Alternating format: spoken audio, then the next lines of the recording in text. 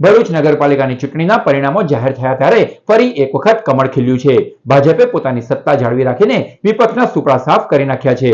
ભરૂચ નગરપાલિકાના કુલ 11 વોર્ડની 44 બેઠકો માટે યોજાયેલી આ જંગમાં ભાજપે શાનદાર પ્રદર્શન કરતા 29 બેઠકો ઉપર વિજય પતાકા લહેરાવી છે, જ્યારે કોંગ્રેસ માત્ર 10 બેઠકો ઉપર જ સમેટાઈ ગઈ છે।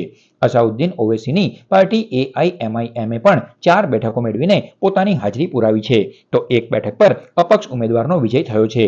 ભરૂચ નગરપાલિકાના વોર્ડ વાઇઝ પરિણામો પર એક નજર કરીએ તો કોંગ્રેસના પોકેટ વોર્ડ ગણાતા વોર્ડ નંબર 1 અને 2 માં કોંગ્રેસની પેનલનો વિજય થયો હતો।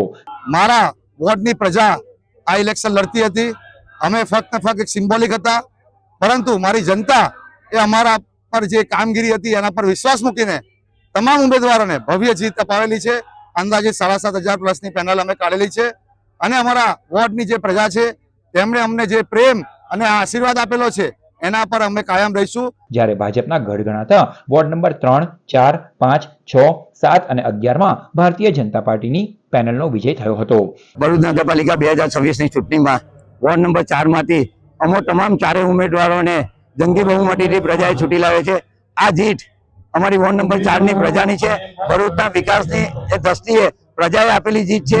જેમને અમારી પર ભરોસો મૂક્યો છે તેમનો અમે આભાર માનીએ છીએ અને અમે એક કમિટમેન્ટ કરીએ છીએ કે જે એમને ભરોસો મૂક્યો છે આગળના વર્ષોમાં જે વિકાસ થયેલો છે એ વિકાસ બમણી ગતિએ ભરૂચમાં થશે અને વિકાસની ગતિ હવે વધારે વેગવંતી બનશે। જ્યારે ભરૂચ નગરપાલિકાના વોર્ડ નંબર 8 માં અપસેટ સર્જાયો હતો। આ વોર્ડમાં ભારતીય જનતા પાર્ટીના 2 ઉમેદવારો જ્યારે કોંગ્રેસના 2 ઉમેદવારોએ મેદાન માર્યું હતું। તાજેતરમાં જ ભાજપમાંથી કોંગ્રેસમાં આવેલા ભરૂચ નગરપાલિકાના પૂર્વ પ્રમુખ જિગ્નેશ બ્રહ્મભટ્ટનો વોર્ડ નંબર 8 માં કોંગ્રેસમાંથી વિજય થયો હતો। કોંગ્રેસ પાર્ટી પર મને વિશ્વાસ મૂકીને જે મને ટિકિટ આપેલી કોંગ્રેસ પાર્ટીએ અને મારા સાથીદારોને બી ટિકિટ આપેલી, અમને દુઃખ થાય છે કે અમારા 2 સાથીદાર આવી ના શક્યા। એનું કારણ ફક્ત ને ફક્ત એક પક્ષનો ઉમેદવાર ઉભેલો, તેના કારણે જ અમારા મિત્ર જીતી નથી શક્યા। બાકી આખી પેનલ આવત, એ પણ નજીવા વોટથી આવેલા છે, 200-250 વોટથી આવેલા છે। એ આવ્યા હોત તો પણ ખુશી થાત, પણ કઈ વાંધો નહીં। અમે સાથે મળીને સમગ્ર 8 નંબરના વોર્ડનું કામ કરીશું, સાથે ભરૂચ શહેરનું કામ કરીશું। એનું કારણ કે હું નગરપાલિકાનો પૂર્વ પ્રમુખ રહી ચૂકેલો છું ને ભરૂચ શહેરની જનતાએ મને પ્રમુખ તરીકે જોયેલો છે। એમની કામ કરવાની મારી જવાબદારી છે અને વોર્ડ નંબર 8 થી નહીં ભરૂચ શહેરનું બધાનું કામ કરીશ। તો આવી જ રીતે વોર્ડ નંબર 9 માં અપક્ષ ઉમેદવાર સતીશ મિસ્ત્રીએ પોતાની જીતની પરંપરાને જાળવી રાખી હતી અને સતત 7મી વખત જીત મેળવી હતી। તો વોર્ડ નંબર 10 માં આ વખતે કોંગ્રેસે 2 સીટ ગુમાવવાનો વારો આવ્યો અને AIMIMની આખી પેનલ વિજેતા થઈ હતી।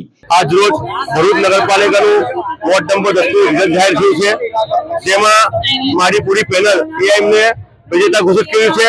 સૌપ્રથમ હું વોર્ડ નંબર 10ની જનતાનું દિલથી આભાર માનું છું અને સાથે સાથે ભરૂચ એમઆઈ ટીમનું પણ આભાર માનું છું।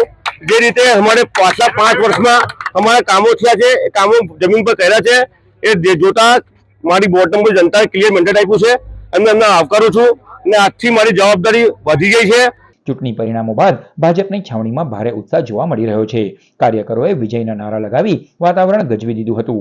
પાલિકામાં સ્પષ્ટ બહુમતી મળતા હવે આગામી સમયમાં પ્રમુખ અને ઉપપ્રમુખની વરણી માટેની પ્રક્રિયા તેજ બનશે। ભરૂચની જનતાએ ફરી એકવાર વિકાસના મુદ્દે ભાજપ પર વિશ્વાસ મૂક્યો છે તેવું સ્થાનિક નેતાઓ જણાવી રહ્યા છે। આમ ભરૂચ નગરપાલિકામાં ફરી એકવાર ભાજપનું શાસન સ્થાપિત થયું છે। હવે જોવાનું એ રહેશે કે નવી ટીમ ભરૂચના વિકાસના કામોને કેવી ગતિ આપે છે।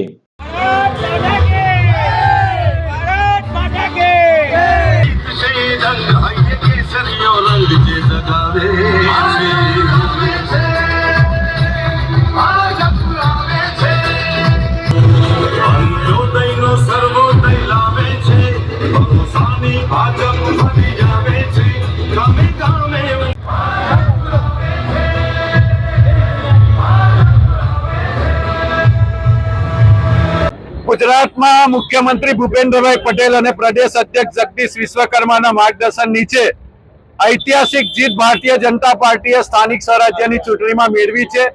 ભરૂચ જિલ્લામાં પણ તમામ તાલુકા પંચાયત, જિલ્લા પંચાયત અને નગરપાલિકામાં ભારતીય જનતા પાર્ટીએ ઐતિહાસિક સરસાઈ સાથે લીડ મેળવી છે। તમામ ભરૂચ જિલ્લાના મતદાર ભાઈઓ બહેનોનો, તમામ સામાજિક આગેવાનોનો, સાધુ સંતોનો, અમારા શુભેચ્છકોનો અને તમામ અગ્રણી કાર્યકર્તા ભાઈઓ બહેનોનો ભારતીય જનતા પાર્ટી જિલ્લા વતી અમે આભાર વ્યક્ત કરીએ છીએ।